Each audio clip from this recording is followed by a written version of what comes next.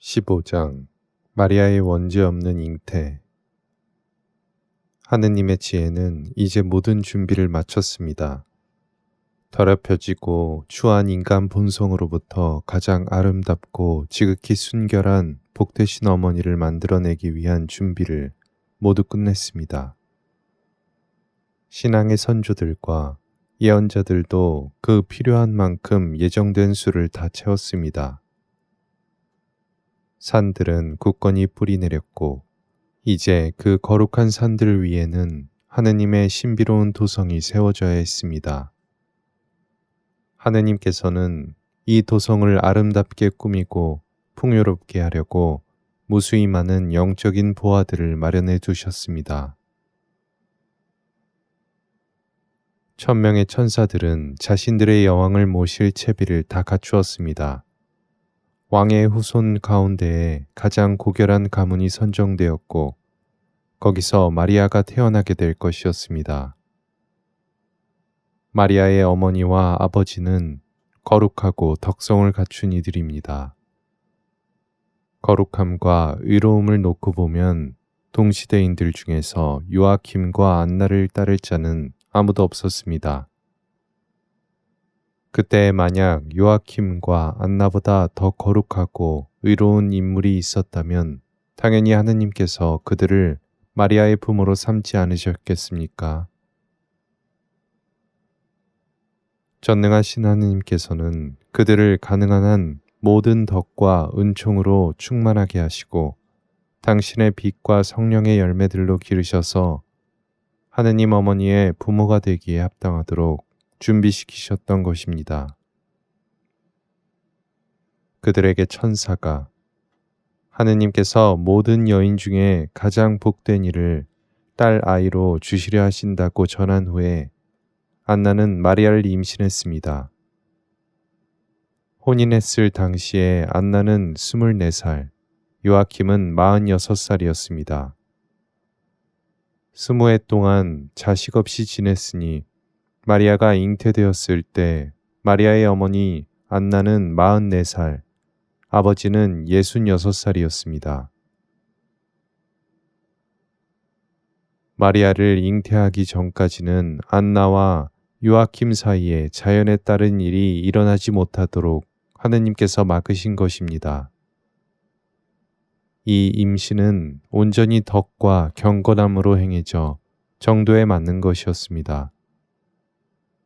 안나와 요아킴은 하느님께서 역사하시도록 그분의 뜻에 자리를 내어드렸기에 모든 것은 은혜로이 질서 잡히고 완전히 이루어졌습니다.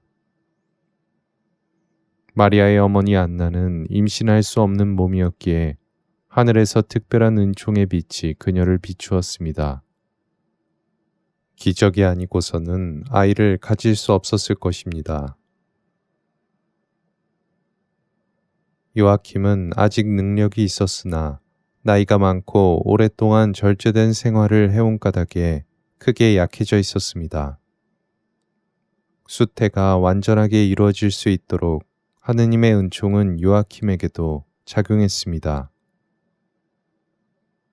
요아킴과 안나에게서 성적인 본능에 따른 힘과 은총의 힘은 하나가 되었기 때문에 그 관계는 절제와 겸허함으로써 딱 필요한 만큼만 행해졌습니다. 그러나 그 힘은 아주 강렬했기에 은총의 힘이 본능을 압도하여 완전히 흡수해버렸습니다. 본능과 은총은 관계 중에 한데 뒤섞여 있지 않았고 은총의 힘에 의해 본능이 완전한 형태로 고양되었던 것입니다. 우리는 마리아의 잉태가 순전히 은총으로 이루어졌다는 사실을 꼭 알아야 합니다. 안나가 임신은 했어도 여자들에게 자연적으로 생기는 일이 안나에게서 다시 시작된 것은 아니었습니다. 기적이 일어난 후에 안나는 예전처럼 다시 여자로서의 능력을 잃어버린 상태로 되돌아갔습니다. 마리아의 잉태는 하느님께서 당신 전능으로 이때 단 한 번 안나의 모태를 은혜로이 열어주셨기 때문에 일어난 일이지 안나의 자연적인 능력을 회복해 주셨기 때문에 그리 된 것이 아닙니다. 하느님께서는 안나가 임신할 수 있도록 인간으로서나 여자로서의 조건들에 전혀 손을 댈 필요가 없으셨습니다. 제 생각으로 이 기적은 우리 주 그리스도께서 거룩한 베드로가 물 위를 걷게 하신 기적과 비교할 때 쉽게 이해할 수 있을 것 같습니다. 예수님께서는 베드로가 물 위를 걸을 수 있도록 물을 돌이나 수정처럼 딱딱하게 만들거나 얼려버릴 필요가 없었습니다. 예수님께서 만약 그렇게 하셨다면 베드로뿐 아니라 누구든지 우리도 충분히 물 위를 걸을 수 있었을 것입니다. 그러나 예수님께서는 물을 딱딱하게 만들지 않으시고도 베드로가 자연적인 상태 그대로의 물 위를 걷게 하셨습니다. 그러다가 베드로가 물에 빠진 것이 바로 이런 사정을 잘 설명해 줍니다. 물은 본래의 특성을 그대로 갖고 있었고 그 본성을 건드리지 않고서도 베드로가 물 위를 걷는 기적이 일어났던 것입니다. 성 안나가 마리아를 잉태한 사건은 베드로가 물 위를 걷는 기적과 매우 유사하면서도 더욱 경이로운 기적입니다. 마리아의 부모는 깨끗하고 거룩하고 은총이 가득한 영혼이었기에 원죄의 결과인 모든 육적인 욕망들에서 멀리 떨어져 있었습니다. 저는 하느님께서 마리아에게서 본성적으로 아이의 원죄를 치워버리신 사정과는 별개로 어쩌면 바로 이러한 연유로 마리아는 잉태되었을 적부터 부모에게서 아무런 죄성도 받지 않았을 수도 있지 않았을까 생각했습니다. 하지만 하느님께서는 그런 기적을 오직 당신 아들의 어머니를 위한 특권으로만 유보해 두셨습니다. 마리아는 아담의 여느 자손들과 똑같이 태어나야 했기에 다른 누구에게서보다도 마리아에게 하느님의 전능과 은총이 크게 작용하는 것이 당연한 일이었습니다. 마리아에게는 아담과 하와가 받았던 것보다 더 많은 은총과 축복이 주어지는 것이 마땅했습니다. 아담과 하와는 인간 본성을 타락시키고 그 안에 무질서한 욕망을 불러들인 책임이 있기 때문입니다. 하느님의 전능과 지혜는 우리의 언어로 표현하자면 섬세하게 아주 공을 들여 마리아의 육신을 만드셨습니다. 인간의 성격과 기질을 형성하는 4가지 체액인 혈액과 점액, 황담즙과 흑담즙은 마리아에게서는 가장 조화로운 비율로 맞추어졌습니다. 마리아의 육신은 그 구성 요소들의 혼합과 결합이 지극히 완전한 까닭에 거기에 깃들이는 영혼은 자신의 활동에 아무런 방해를 받지 않고 오히려 육신이 영혼의 거룩한 활동에 이로움을 가져다 줄 정도였습니다. 조용하면서도 생기 있고 명랑한 마리아의 타고난 성품은 이러한 육신의 비밀에서 기인한 것입니다. 기질을 구성하는 4가지 체액은 마리아의 일생 동안 단 한 번도 어느 것 하나 정해진 정도보다 넘치거나 부족했던 적이 없고 서로 대립하고 충돌했던 적도 없습니다. 오히려 마리아의 생리적인 구조는 체액들의 완벽한 조화로 인해 아무런 손상 없이 보존될 수 있었습니다. 복되신 마리아는 일생 동안 육신의 이상이나 장애를 겪었던 적이 단 한 번도 없었습니다. 반면에 마리아의 육신은 더위와 추위와 날씨의 변화에 민감하고 항성과 별들의 움직임에 따른 변화까지 쉽게 감지할 수 있었습니다. 마리아의 육신은 지극히 완전하고 질서정연했기에 세상에서 조화롭다 불리는 어떠한 것도 마리아에게는 덜 조화롭게 느껴졌던 것입니다. 자연의 어떠한 피조물도 마리아의 완전성에는 결코 비길 수 없었습니다. 그러한 육신의 완전성은 동시에 민감하고 예민함이었기에 마리아는 보통 사람들이 잘 느끼지 못하는 자연의 미세한 변화들을 뚜렷하게 감지할 수 있었습니다. 하느님께서는 아담과 하와에게 모든 인간의 선조로서의 지위와 의로움에 상응하는 많은 능력을 주셨습니다. 아담과 하와의 본래적인 완전성은 죄를 범하지 않았을 경우에 그들의 후손들이 원죄 없는 상태에서 누렸을 완전함보다 훨씬 탁월했습니다. 왜냐하면 그럴 경우에 아담의 자손들이 가지는 의로움은 인간으로부터 물려받은 의로움인데 하느님의 직접적인 개입에 의한 완전성이 훨씬 더 완전하기 때문입니다. 마찬가지로 하느님의 어머니인 마리아의 육신이 형성될 때에도 하느님의 전능하심이 직접적으로 작용하였습니다. 마리아의 은총은 범죄 이전의 아담과 하와의 은총을 능가할 뿐 아니라 원죄가 없었을 상태에 다른 모든 인간의 완전함을 다 합친 것보다도 컸습니다. 쉽게 말하면 그 조그마한 육신, 그 작은 사람 하나를 만드시는 데에 하느님께서는 온 세상을 창조하실 때보다 더 공을 들이셨습니다. 이러한 사정을 염두에 두어야만 하느님의 신비로운 도성인 마리아의 지위가 얼마나 높은지, 마리아가 얼마나 특별한 피조물인지를 잘 알 수 있습니다. 마리아의 존재는 어느 누구와도 비교할 수 없는 굳건한 기반을 갖고 있어 마리아가 받은 은혜와 완덕은 흔들림이 없고 마리아는 하느님의 무한 경계에 바로 옆에 서 있기에 마리아가 받은 영예와 영광은 다른 피조물의 영광과 감히 비교할 수 없습니다. 따라서 욕망과 죄의 불씨가 마리아의 신비로운 잉태에는 아무런 영향도 끼치지 못했다는 사실을 알 수 있습니다. 하느님께서는 죄의 불씨가 마리아가 잉태될 때에 그리고 일생 동안 마리아에게 아무런 힘도 쓸 수 없게 하셨지만 당신이 창조하신 자연의 질서를 생각하시어 그 죄의 불씨를 이미 마리아의 어머니와 아버지 안에서 제거해 두셨습니다. 이때 자연은 은총에 복종하였으며 자연의 법과 은총의 법 모두의 지배자시며 가장 탁월한 예술가이신 하느님의 도구로 쓰였습니다.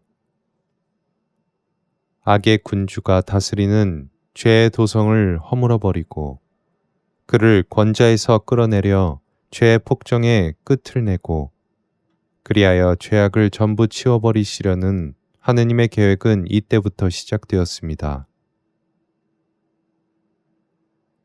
천사들이 일요일에 창조되었던 것처럼 마리아의 잉태도 일요일에 일어났습니다. 마리아는 하느님께서 친히 임명하신 세상의 여왕이며 여주인입니다. 영원한 말씀의 어머니인 분의 영혼이 창조됨으로써 단지 한 피조물로서의 본성을 가졌지만 하느님께서 가장 예뻐하시고 마음에 꼭 들어하시는 가장 거룩하고 아름다운 존재가 그분의 영으로부터 비로소 이 세상 존재로 나오게 되었습니다. 이러한 존재는 예전에도 창조된 적이 없으며 이처럼 경이로 가득한 존재는 앞으로도 창조되지 않을 것이고 세상 끝날까지 영원토록 다시는 창조되지 않을 것입니다. 사실 하느님의 뜻 안에서 마리아의 창조는 세상의 창조와 밀접한 관계에 있습니다.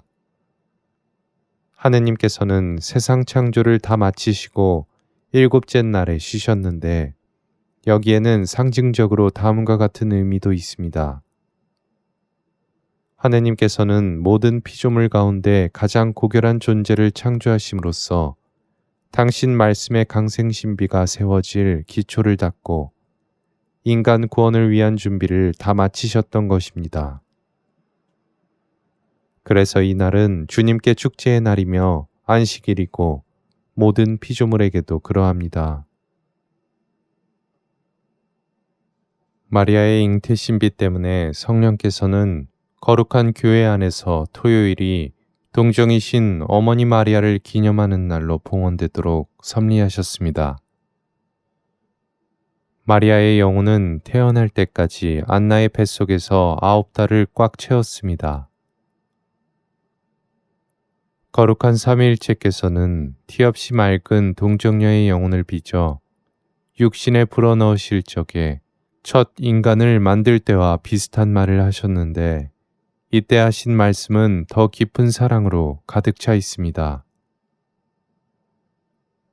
아버지의 본질로부터 나오는 외아들의 어머니가 될 우리 딸이며 우리의 신부인 마리아. 우리와 비슷하게 우리 모습으로 마리아를 만들자.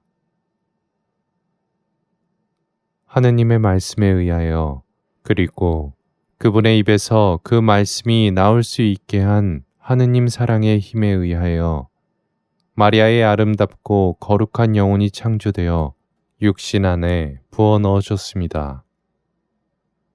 동시에 마리아는 가장 높은 세라핌 천사들이 가진 것보다 더 많은 은총과 은혜를 받았습니다. 마리아는 창조되고 나서 혹은 창조되는 중에 하느님의 친교와 빛과 사랑을 받은 것이 아니라 이 모든 은총 가운데에 창조되었고 은총으로서 창조되었습니다. 원죄와 악의 어둠은 마리아에게 한 발짝도 다가가지 못했습니다. 오히려 마리아는 아담과 하와가 범죄 이전에 가졌던 것보다 더 큰 완덕의 선물과 의로움을 받았습니다. 주어진 은총의 탁월함에 합당하게 마리아는 손상되지 않은 온전한 이성 능력을 선사받았습니다. 마리아가 받은 은사들은 매 순간순간 그 능력을 발휘하여 창조주에게 기쁨을 안겨드려야 하기 때문입니다. 이 신비는 너무나도 놀라워 저는 완전히 넋을 잃었습니다. 저는 이 신비를 표현할 수 있는 그 어떤 말도 찾지 못하겠습니다. 그저 감탄하며 하느님께 찬미를 드릴 뿐입니다. 온갖 보물들이 가득한 계약의 방주도 보았습니다. 그 배는 도저히 형언할 수 없을 정도로 화려하게 장식되어 있었습니다.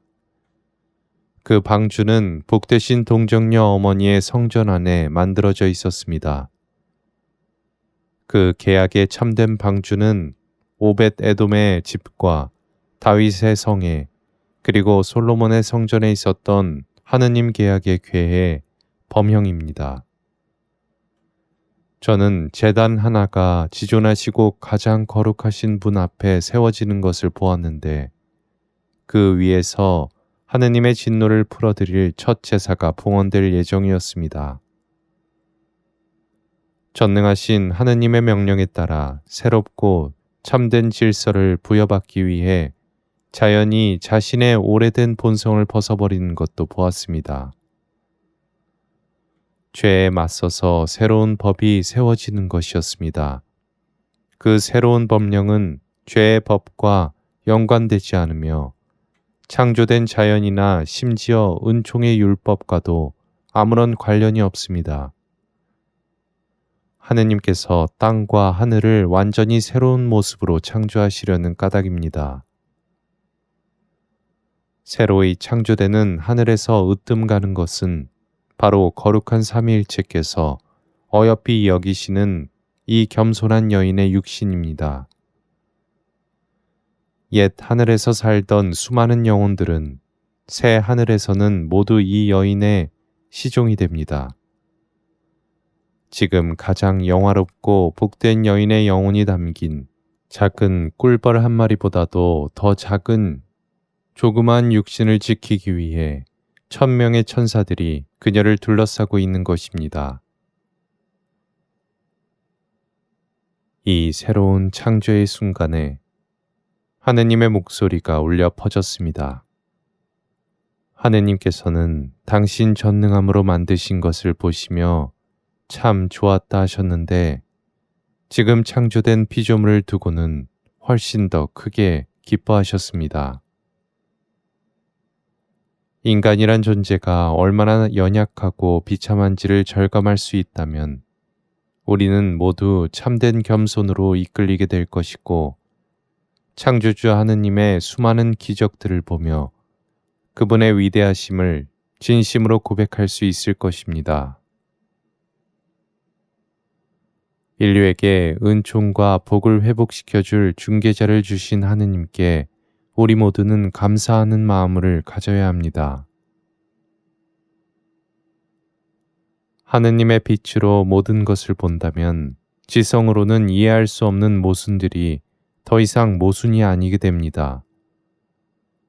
하느님께서 당신의 무한하신 자비로 제게 보여주신 것이 있는데 동정녀 마리아가 잉태되는 순간에 당신이 원죄와 인류가 저지른 모든 죄악의 참혹함을 떠올리시고 크게 분노하셨다가 당신의 어여쁜 딸을 보시는 순간 드디어 원죄를 세상에서 쓸어버리고 없애버릴 때가 왔다는 생각에 기뻐하신 장면입니다. 그렇다면 하느님의 눈에는 끔찍하고 더럽고 추악하게 보였던 것이 어떻게 우리 무지한 인간에게는 좋은 것으로 비춰질 수 있게 된 것입니까? 하느님께서 마리아의 동정 육신에 영혼을 불어넣으실 때 마리아의 어머니 안나는 하느님께서 특별한 방식으로 자신과 함께 계신다는 사실을 알 수 있었습니다. 성령으로 충만한 안나는 자신의 자연적인 능력들을 모두 압도하는 어떤 힘을 느꼈습니다. 기쁨과 환희가 가득 차올라 탈원 상태에 빠질 정도였습니다. 그때 안나는 하늘나라의 비밀을 관상하는 신비로운 체험을 하였고 자신이 본 것에 크게 놀라며 감사와 기쁨의 노래로 하느님을 찬양하였습니다. 이때 주어진 깨달음과 신비로운 체험, 그리고 그 은총의 결과들은 이후에 안나의 나머지 생애를 완전히 새롭게 바꾸어 놓았습니다. 특별히 은총을 가장 차고 넘치게 받았던 때는 마리아를 임신한 9달 동안이었는데 안나가 그 시기에 몸 안에 지니고 있었던 것은 하늘나라의 가장 진귀한 보물이기 때문입니다. 마리아를 임신한 동안 안나는 성경에 감추어진 수많은 신비와 그 깊은 뜻을 알아볼 수 있는 빛을 지속적으로 받았습니다. 오, 성 안나, 축복받은 여인이시여, 온 세상 사람들과 모든 세대가 당신을 부러워하고 찬미하고 공경할 것입니다.